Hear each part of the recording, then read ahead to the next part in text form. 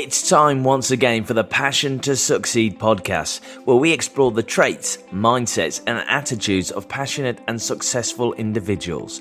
This show is for anyone who wants to make a difference, make more money, learn from the greatest minds, and discover how to be more successful in all you do and doing it with a pure passion to succeed. Here's your host, serial entrepreneur, successful author, and the world's most passionate master coach, Craig White. Welcome and hello again. I'm Craig White, and this podcast show is proudly brought to you by Passion to Succeed. I'm really excited today. Really excited. Got a fantastic lady joining us yet again. Andrea Waltz did a fabulous show with us a few years ago now, and I'm really excited to have her back on the show. The feedback we got from a show that we published, it must be nearly 3 years ago, was just absolutely sensational. So I know you guys are going to love connecting with Andrea as I am. I've got a little question really, I guess, for you to ponder and consider why we get started with this show. How do you take rejection? How does it make you feel? And what kind of impact does it have on your life? You see, I'm excited today because the lady we've got on this show is the co-author of a fabulous book, a book that I've recommended and shared with hundreds, thousands of people that I work with, called Go for No. Yes is the destination, no is how you get there. And along with her husband and business partner, Richard Fenton, Andrea has made it her mission to liberate people from fears of failure, fears of rejection. And I believe they've opened up and share an entire new mindset about hearing the word no. Your failures are what make your story extraordinary. And today I wish for you to discover the insights and mindsets of this amazing lady and to empower you to embrace and accept failure on your journey to succeed. So Andrea, welcome to today's show. Hey Craig, it's great to be with you. Fantastic, likewise. As I said, it's an absolute pleasure to have you back. The show we did last time, and I had some amazing feedback. And it's just really good to contribute and have you back again. So where in the world are you guys based? Because I know you're based in the States. Whereabouts actually are you? Right. Well, we've lived all over the United States, but right now we're based in Orlando, Florida. And I know a lot of people in the UK are probably familiar with it because it's the home of Disney World. Yeah. Hey, my girls keep reminding me they're 4 and 8 now, and they get into that age where I think, it's going to be a year or two. I'm going to wait for the youngest to get a little bit older, and then we'll definitely be there. We're a world without borders, though. Hey. Exactly. Hey, look. So, what inspired yourself and Richard to co-author and write the book Go for No? What was the motivation behind it all? So we launched our company so long ago now, it's almost hard to believe, almost 20 years ago now. And our mission was to teach businesses, at that time, almost more corporations, our sales and management and customer service philosophies. And we would do half-day workshops and full-day workshops. And of everything that we would teach, the one message that resonated with people the most, that people just loved, was this idea of go for no.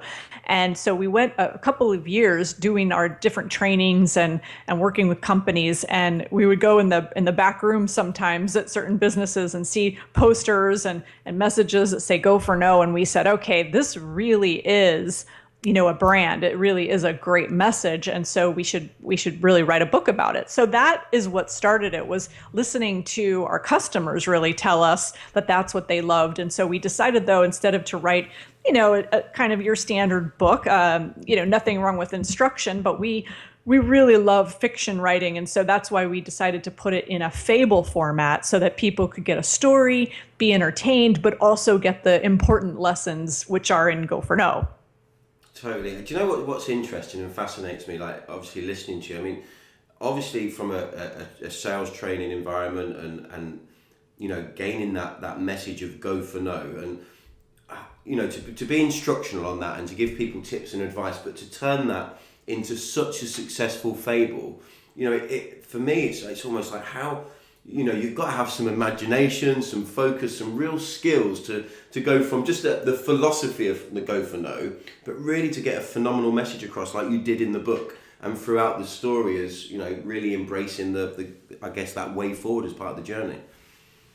Well, thank you, and that it is an a challenge, I think. But we know that stories resonate, and even in any business, in any industry, especially entrepreneurial endeavors, I think people love to hear stories of somebody who was struggling.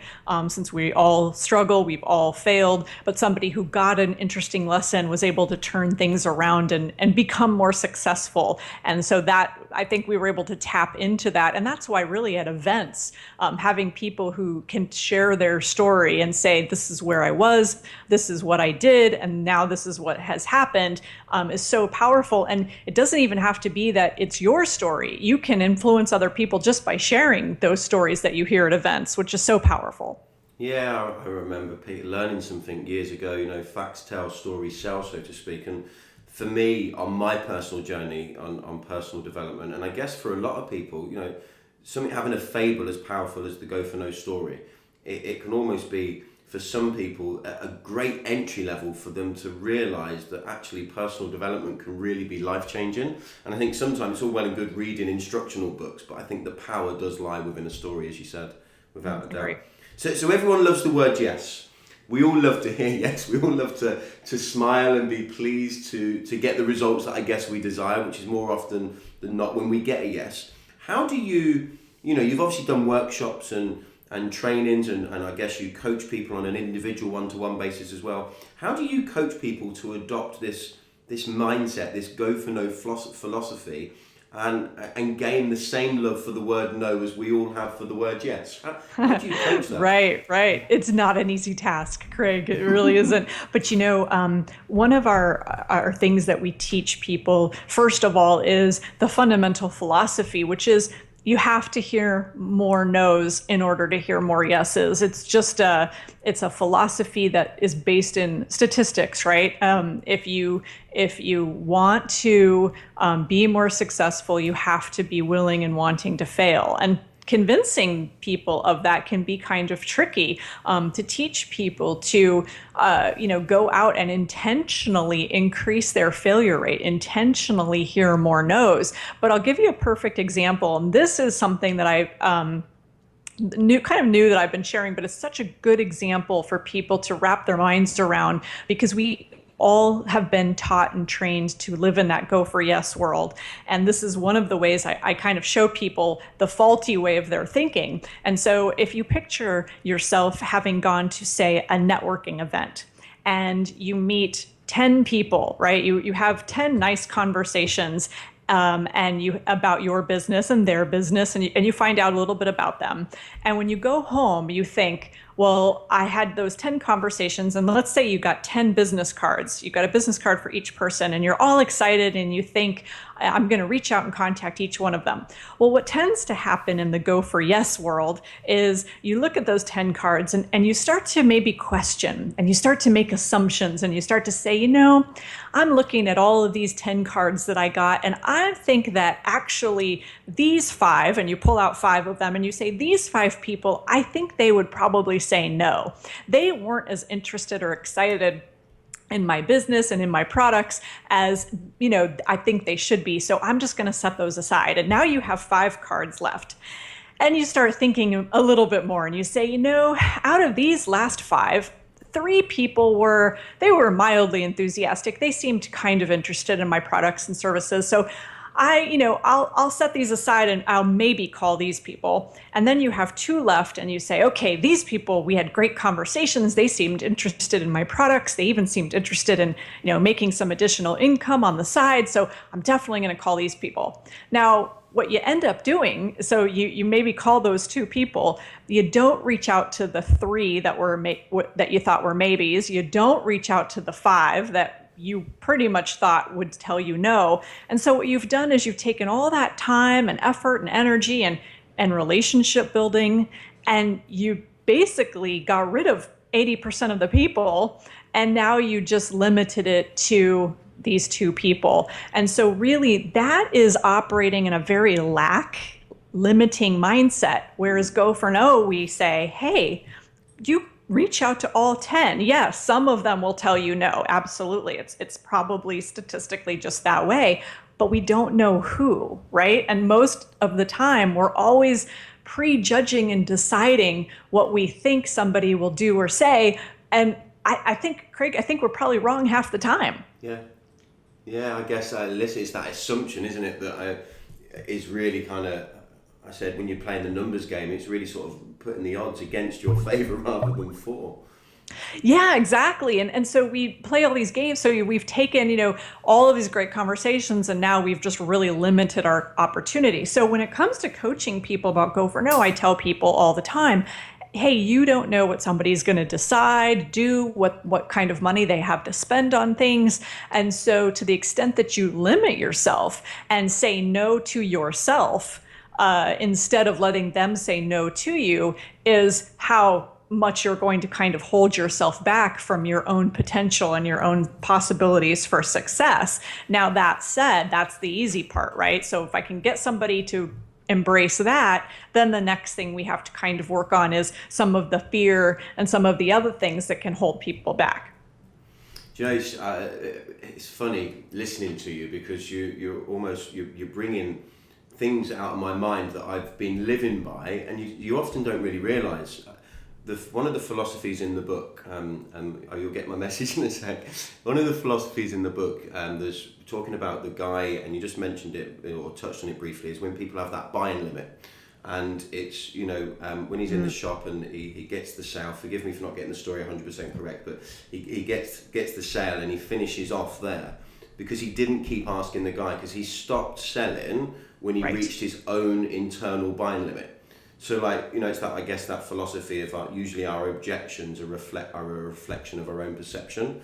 And just listening to you then, you've made me realise that since reading your book, 3-4 years ago, I've lived by that philosophy to always make sure that I'm never limiting my opportunities through my own limitations.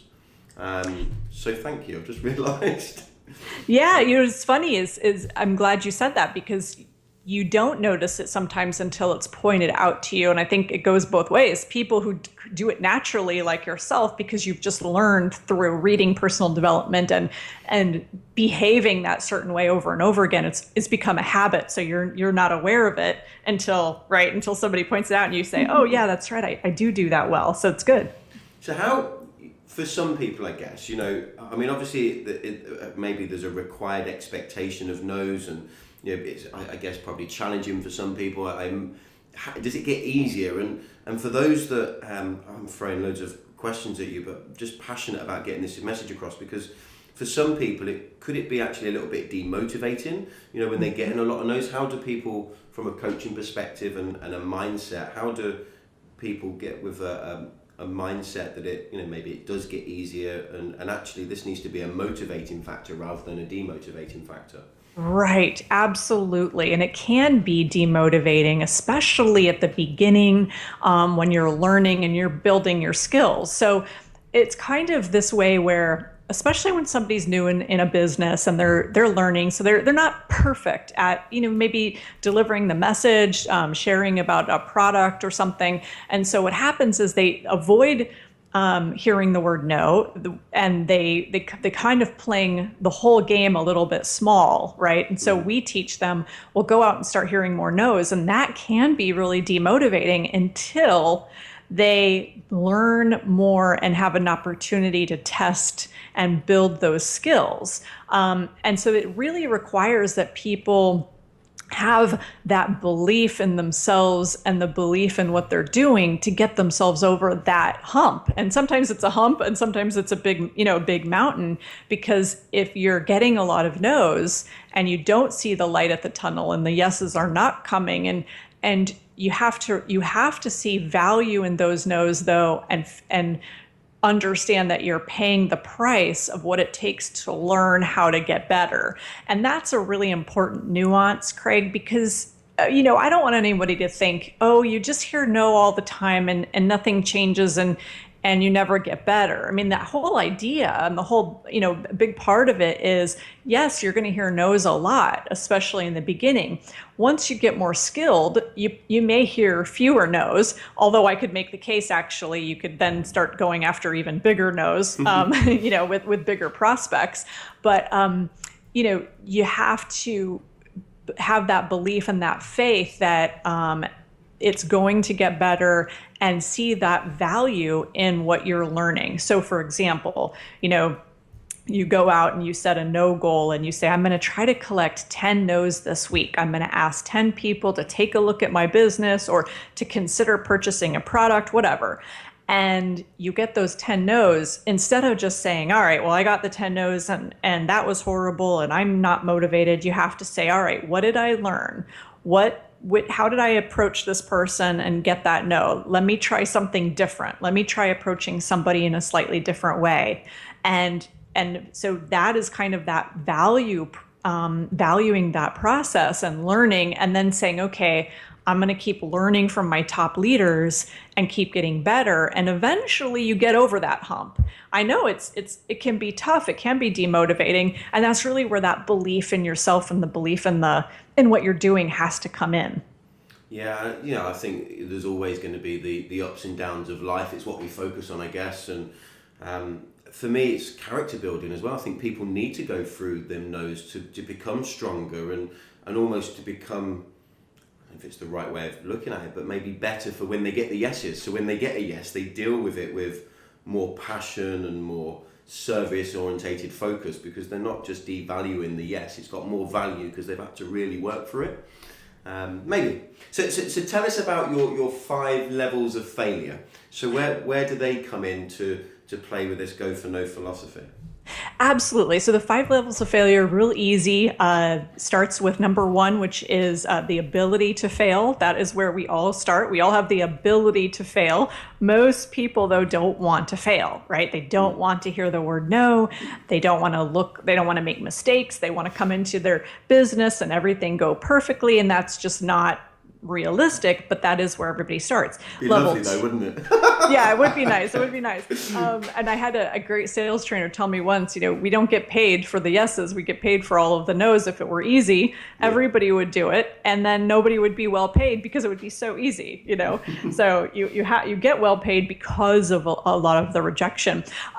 Level 2 is the willingness to fail. So level 2 is to be willing to hear more no's in order to be more successful, in order to get those yeses.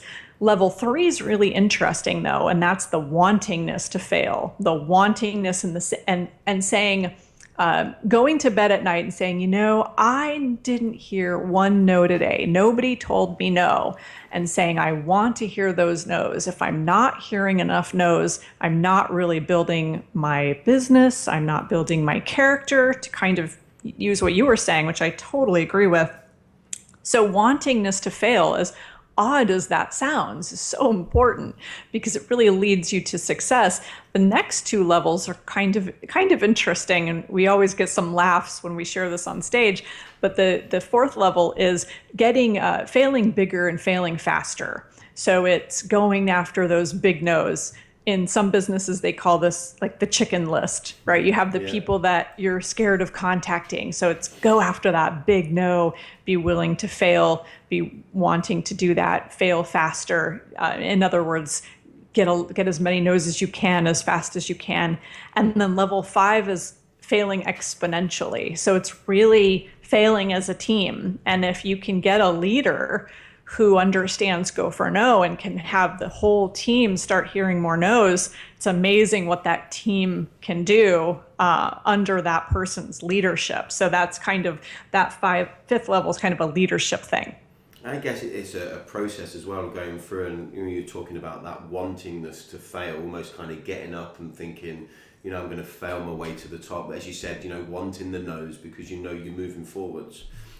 When you, I know sort of sidetracking slightly, Andrea, why is it, because I think generally people maybe, you've mentioned like the chicken list, and we talked about earlier about obviously when you got them, them 10 business cards out and you kind of remove 80% of the effort you've put in. You don't make that call because you kind of presume, you make the assumption that they're not going to be interested. When really, I guess the barrier there is the fear of failure. The fear of maybe getting a no. I mean, I'm sure you've looked into this. I mean, why is it people, it's a big subject, I guess, but why are people scared of failure? what's the growing concern? Yeah. It is.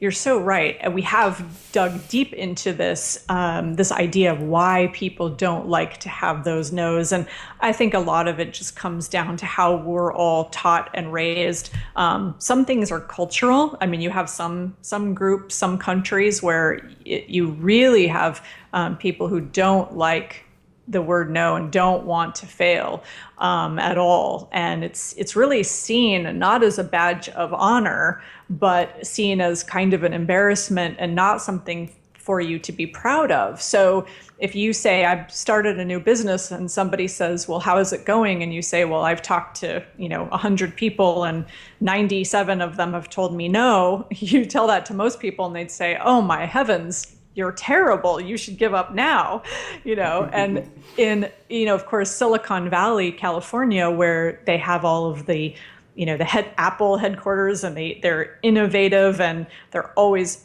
trying new technologies. Failure is seen as so positive there because it's all about how creative, how innovative, how many things can they try. Yeah. And so I think a lot of times it's just kind of that background.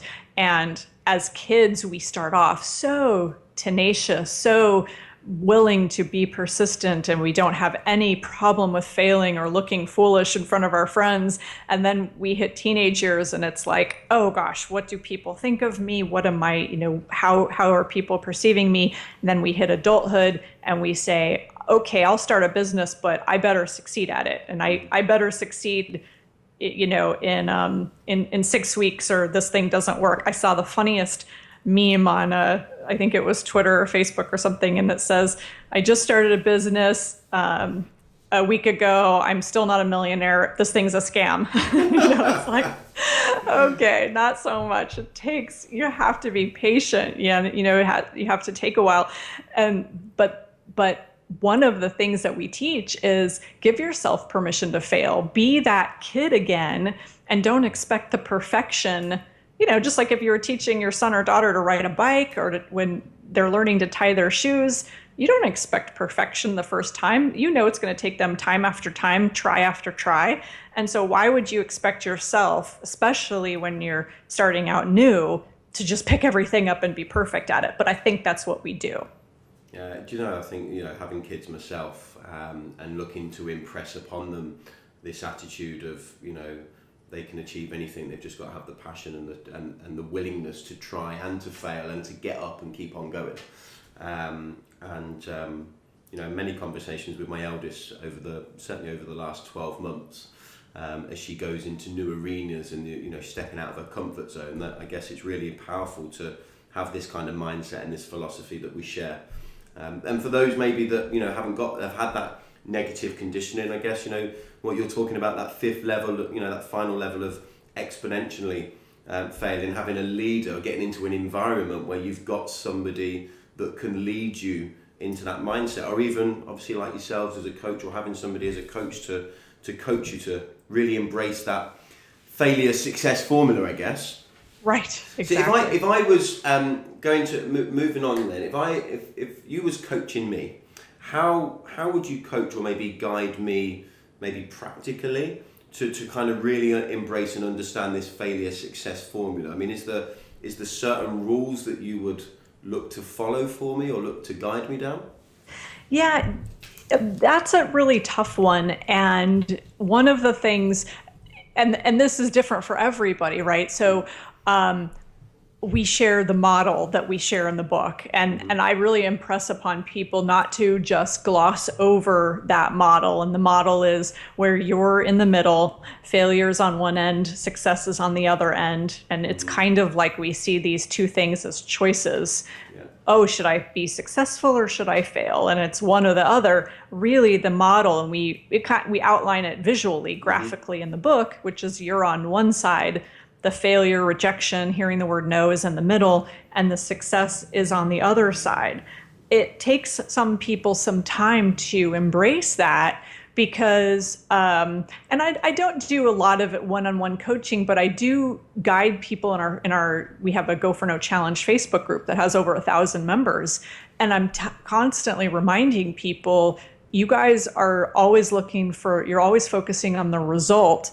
And I'm just telling you to go out and execute a behavior, which is go out and make a call or go out and post message somebody on Facebook, whatever your method is, but you have to take that action and focus on the action rather than the result. And that, I think, is a big way to help someone embrace that failure success formula so that they're not always just, okay, I'll go out and do it, but all I want's the yes. It's let's focus on the behavior and get you good at that. And then you will see that those no's and that failure becomes easier to deal with when you encounter it. Brilliant. So you mentioned obviously behaviors, and obviously getting people to go out there and I guess working that sort of behavior model of that understanding the process. And I can obviously having read the book, when you're talking about the visual model, I can see it in my mind's eye clearly, which is just fantastic. But I wonder, understanding a little bit about kind of habits and habitudes and people's behavior patterns that are maybe ingrained in them, and they're developing out through guidance from your book and maybe through this Facebook group, etc., and other mediums. How do we stop people falling back into old patterns of life, and not maybe adopting that go for no philosophy for a period of time, creating a behavior, but then falling back into I really need a yes? Oh, what a subject. Yes, if I had the recipe for this, I would be a multi-billionaire. Because that is the thing, isn't it? It's falling back into our old patterns. And I had a really interesting conversation. I was interviewing someone actually for I'm sure we'll probably talk about it in a minute, this next project that we're doing. And he was telling me, a marketing expert, marketing genius, really, he was telling me how so many people will come and they will say, tell me about your daily habits. I want to do what you do. What do you do in the morning? What are all the steps in your daily process? And, I want to model all of these things. And, or it'll be something how to, like, how do I do this? How do I do that? And this guy said, it's not about the how to as much. And it's not about, well, what are my habits? Because he said, I can teach that all day long, and I teach and I teach and I tell people, and then they don't do it. And so it really comes down to two things. It comes down to reprogramming your mindset. So in our case, it's reprogramming how you think about failure and rejection, and then living that. And it's a constant reminder. It's constantly trying to not fall back into your old patterns. But then secondarily, Craig, it's the vision. It's really having that vision of what you want. And I think people sometimes get lost because what happens is they learn a new skill, they learn some skills, they learn a new mindset, and then but they're not focused on their vision and what they're trying to achieve. So what happens is they're easily, they get off track really easily. If they're focused on their vision, I think what I've seen is that the people that are really focused on their vision are able to stay in that go for no mindset for a much longer period of time and use it and continue to use it. I think sometimes you need it more early on, and then the more skilled you get, the more successful, it just becomes natural and it becomes a habit. And like you were saying, I don't worry about what somebody is going to spend. I just ask, I just go for it. So these things become natural, but in the beginning they don't, because people lose sight of their vision. The mindset becomes so important. The vision becomes so important with any of these behaviors, whether it's go for no or any successful behavior that you learn from any top leader in any company. It's what am I trying to achieve? Yeah, it's all about the motivation. I know obviously you guys talk about the motivation. Right.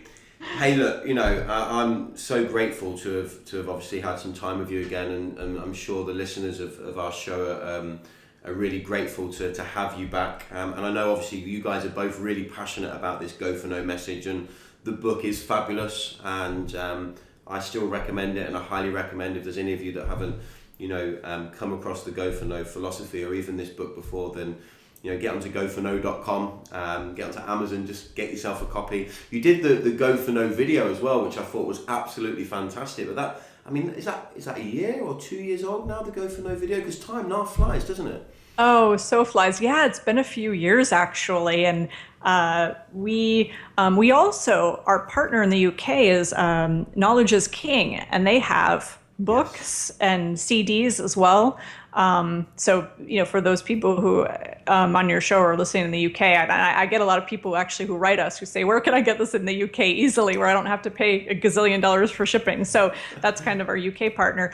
But the video, which was so much fun to make, it's been a few years now. And so we're working on new Go for No things. But I always tell people, come to Go for No. We've got tons of blog posts and videos and things for people to get motivated over. Yeah, fantastic. So this obviously, the book is very much the beginning, and shows the video as part of, I guess, your Go for No adventure. Where to next? What are you guys up to now? Because I know you love to write fictional books and stories, and which is something that you guys are very passionate about. But where to next with this Go for No adventure? So we're doing a Go for No book just specifically for network marketing, and that should be out first part of next year. We also did something fun, kind of a motivational fable, very American though, about some American business icons called the Diamond Line, and we put that out this year. We also have a fun one called The Fear Factory, which is an audio book on Amazon, and that one is all about, it's a fable, just like Go for No, about a guy who learns how to embrace and kind of overcome his fears. Where does fear come from? The Fear Factory is a place that manufactures and sells fear to the public. So it's a really weird, kind of crazy fable, but it's a lot of fun. Hey, I have no idea how I haven't come across that. I'll be checking that out when we finish this show. Hey, Andrea, I'm very grateful for yours and Richard's time and contribution to our show yet again. It's an absolute pleasure to have you on board. Thank you very much. I hope you guys have a fantastic day today. I know it's relatively early morning for you, so again, thank you for joining us. Really appreciate your passion about this Go for No adventure and this Go for No message, and I'm sure the listeners will be as grateful as I am. So thanks again, Andrea. Absolutely. Thanks, Craig. If you enjoyed today's show, we would appreciate it if you would most people share through social media, then subscribe, rate and provide a review over at iTunes and SoundCloud. That's all for today. Thank you for joining us. The Passion to Succeed show is brought to you by passiontosucceed.com. Get over to the website, subscribe and join the community of passionate people.